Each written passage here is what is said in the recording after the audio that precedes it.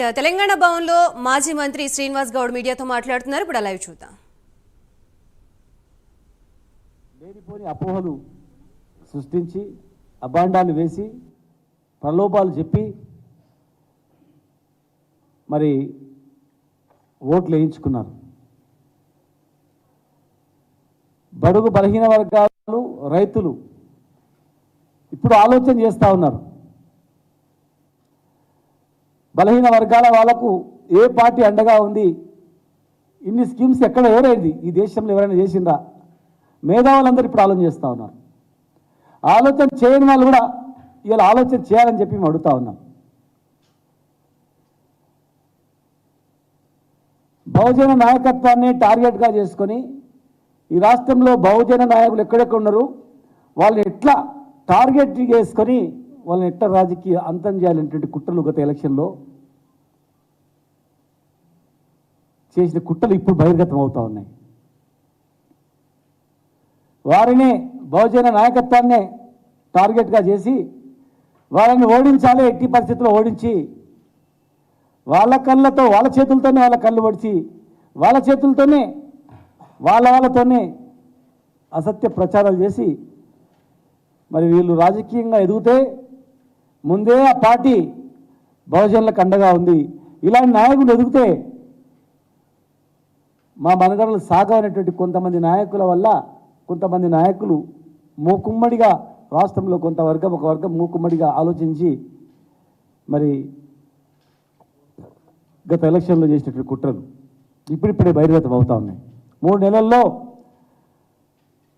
ఎంతమంది బహుజనుల మీద దాడులు జరుగుతూ ఉన్నాయి, బహుజన నాయకుల మీద దాడులు జరుగుతూ ఉన్నాయి.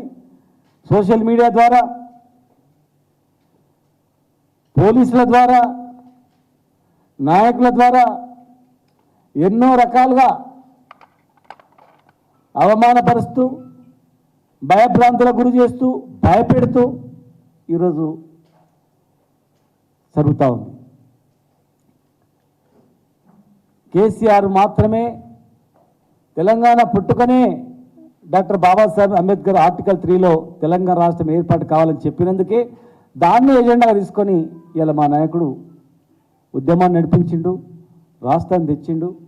తెచ్చిన రాష్ట్రంలో లోతుగా విశ్లేషిస్తే పేద రైతుల నుంచి మొదలుకుంటే ఈ దేశంలో అత్యంత పీడిత వర్గాలైనటువంటి ఈ వర్గాలు ఆర్థికంగా సామాజికంగా ఎదగాలి, రాజకీయంగా ఎదగాలని చెప్పి ఎన్నో రిజర్వేషన్ మార్కెట్ యార్డ్ నుంచి మొదలుకుంటే నామినేటెడ్ పోస్టుల నుంచి మొదలుకుంటే ఎన్నో రిజర్వేషన్లు కల్పించి రాజకీయ భవిష్యత్ political power is master key అనేటువంటి అంబేద్కర్ సూచనల ప్రకారం మరి ఆ పొలిటికల్ కీ వైపు నడిపించిందే బీఆర్ఎస్ పార్టీ, కేసీఆర్ గారు.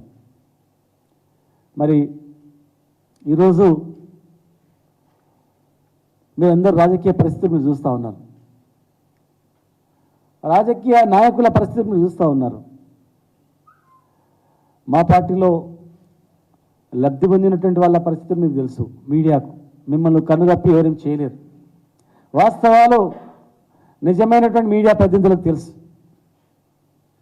మేము మీడియా అని చెప్పుకునేటువంటి కొంతమంది సోషల్ మీడియాలో గురించి మాట్లాడారు, అందులో కూడా మంచి వాళ్ళు ఉన్నారు.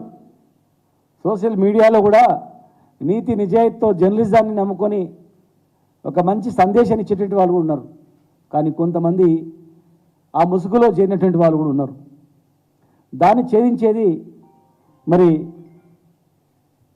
జర్నలిస్టులే. ఎందుకంటే నేను కూడా ఒక జర్నలిస్ట్గా పనిచేసిన, ఒక ఎడిటర్గా పనిచేసిన, ఒక పత్రికకు జర్నలిజం చదివిన ఉస్మానియాలో,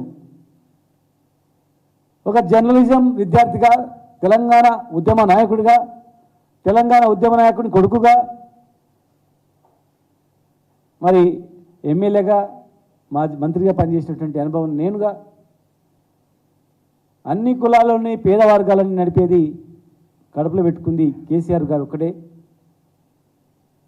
ఇలా పక్కన ఉన్నటువంటి మా ఈశ్వరన్న కానీ, మా పక్కన ఉన్నటువంటి మా యాదవన్న కానీ, మేము కానీ, ఇంకా ఎంతోమంది కానీ సిద్ధాంతాలకు కట్టుబడి పార్టీని నమ్ముకొని నాయకుని నమ్ముకొని ఆనాడు ఉద్యమంలో మేము అడుగుజాడలు వేసినాం, అడుగులు అడిగేసినాం. బెదిరింపులకు భయపడకుండా, ఆనాటి ఆంధ్ర నాయకత్వానికి బెదిరింపులకు భయపడకుండా కొట్లాడినాం. మరి ఈరోజు కూడా తెలంగాణ తెచ్చుకున్న తర్వాత కూడా ఆ రోజు ఎవరైతే అవమానాలు చేసిండ్రో, ఆ రోజు ఏదైతే మీద అసత్య ప్రచారం చేసిండ్రో, ఇంకా కొంతమంది అక్కడక్కడ అదే ముసుగులో ఉన్నటువంటి వాళ్ళు ఎన్ని రకాలుగా తెలంగాణ నాయకులను, తెలంగాణ నాయకత్వాన్ని, తెలంగాణ రాష్ట్రాన్ని విచ్ఛిన్నం చేయడానికి, ఎదుగుతున్నటువంటి తెలంగాణను ఓరలేక దీన్ని చిన్నభిన్నం చేయడానికి ఎంతమంది ప్రయత్నం చేస్తుండ్రో మీరుగా ఒకసారి ఆలోచన చేయాలని చెప్పి